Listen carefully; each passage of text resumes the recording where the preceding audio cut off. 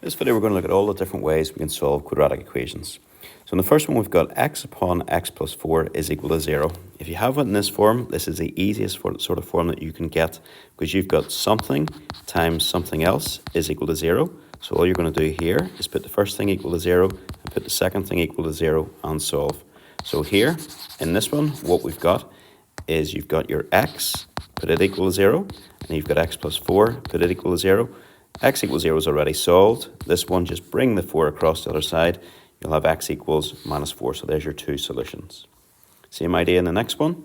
Here you've got something times something else is equal to 0. So the first thing is equal to 0, or the second thing is equal to 0, which means x is equal to minus 5, or x is equal to plus 3.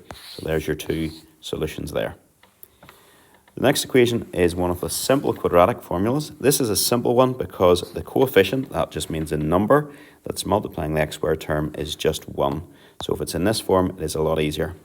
What you've got to do is find two numbers such that their sum is equal to minus 9. So where I get that from, it's just the coefficient, or the thing that's multiplying the x. And the product, p, is equal to, and then that's plus 20. So your product is equal to 20. I'll just highlight again. So that's where we get those two things from. So all you do is you find the two numbers such that they add to give minus 9 and they multiply to give 20. So you do that by going through 20.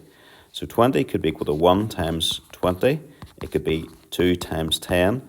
It could be 4 times 5. And none of these will add to give minus 9. Let's change them and make them minuses, because we know two minuses also multiply to give a positive. So minus, you can see this last one, minus 4 and minus 5 add to give minus 9. So we can now rearrange this whole original thing to be x minus 4 upon x minus 5 is equal to 0. And then we're in the same situation as we had up here. So your first bracket is equal to 0, or your second bracket is equal to 0, which means x is equal to 4, or x is equal to 5.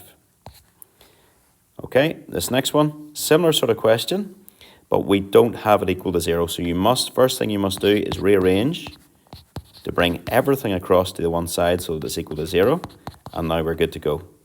So my sum in this case, just make myself a wee bit more space, my sum in this case is 5, as the number in front of this is plus 5.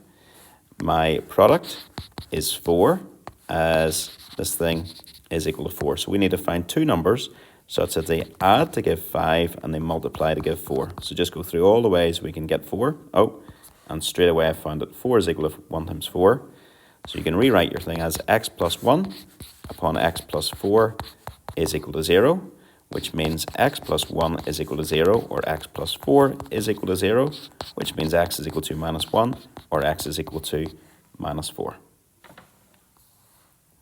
Okay, on to the harder type of factorizing. Now this is harder because this number in front of the x squared is not 1. So your sum in this case is still the 2. Your product, however, is equal to the minus 8, the 8 times the minus 15. So my sum is equal to positive 2. My product is equal to 8 times minus 15, which is equal to minus 120. So unfortunately, we've got to work through minus 120 and see how we get it. So I'm going to just start with minus 1 times 120. That's not going to work because they don't add to give positive 2. Minus 2 times 60, same, that will not work. Minus 3 times 40, that will not work. Minus 4 times 30, that will not work. Minus 5 times 24, that will not work. Minus 6 times 20, that will not work. And then minus 8 times 15, that will not work. Minus 10 times 12, and if you add minus 10 and 12, you get the minus 2 that we were looking for. So I forgot to highlight those where they came from. So the yellow, remember, was a coefficient of the sum was a coefficient of the x's, the product was the number in front of the x squared times a numerical term. So we've now found our two numbers. So what this allows us to do is to rewrite this whole expression. So it now becomes 8x squared minus 10x plus 12x minus 15 equals 0. So that's what we get. What you now do is you factorize these first terms and factorize these second two terms. So if we do that, you factorize them completely, which means pull out everything you can. So 2x can come out, the first two terms, leaving you 4x minus 5. And over here, for these two terms, I could pull out a 3, leaving me 4x minus 5 equals 0. Now I know I'm on the right track because I've got the same common bracket. Sometimes this bit here requires a little bit of playing around with, just so you're pulling out the right thing so that you've got the same common bracket, but it's not normally too bad. You now write down your common bracket, which was 4x minus 5, and then upon 2x plus 3 is equal to 0. Then put the first bracket equal to 0, put the second bracket equal to 0, and you have a little bit of working out to solve those. So put the first bracket equal to 0 means 4x then is equal to positive 5, which means x is equal to 5 over 4, which is the same as 1 and 1/4. Or put the second bracket equal to 0, means 2x equals minus 3, which means x equals minus 3 divided by 2, which is the same as minus 1.5. So you've got your two solutions. Okay, this last one says give your answers correct to 3 decimal places. This is using your quadratic formula. So if you have ax squared plus bx plus c equals 0, then x, the solutions of this are going to be minus b plus or minus b squared minus 4ac, square root of all that, and that's all divided by 2a. So let's see how we get on here. So if you look at this thing, first of all, it's all to one side, it's equal to 0, so we're good to go. Write down your a is 2, your b, and be careful, b is minus 9, and your c, be careful again, is minus 7. So x is equal to, so minus b then will be plus 9, plus or minus, and use brackets in this just to be sure. So brackets minus 9, that was your b, minus 4 times brackets my a, which is 2, times my c, which is minus 7, all divided by 2 times my a, which is 2. Put this into your calculator as it is. I'm just going to do it very, very quickly now.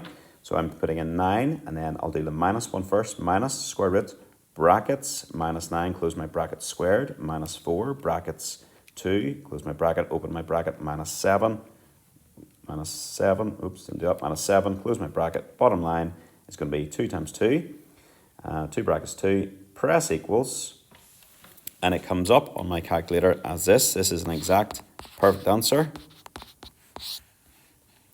But press SD, and we had to go to 3 sig figs, was it? 3 sig figs, yeah. Press SD on my calculator, and the 3 sig figs, that will be minus 0.676 to 3 sig figs. Okay, now go into your calculator. Don't put that all in again, just go into your calculator and edit that and see what you get. And so you're going to do the same thing, but you're changing the plus to the minus, sorry, the minus to the plus this time. So you're going to have your 9, and then it's going to be plus in that thing. If you do it out in your calculator, your perfect answer you'll get is x is equal to, or x is equal to, it's going to be 9 plus the square root of 137 all over 4, which means x is equal to, and to 3 sig figs, 5.18, it's going to be to 3 sig figs. Okay, that's all that you could be asked really on solving quadratics. They could introduce a problem to it, but the problem will reduce to one of those things. So either one where you have to use your quadratic equation, your quadratic formula, or one where it's a harder sum and product, easier sum and product, or here the very easy sum and products. So that's everything covered on solving quadratics.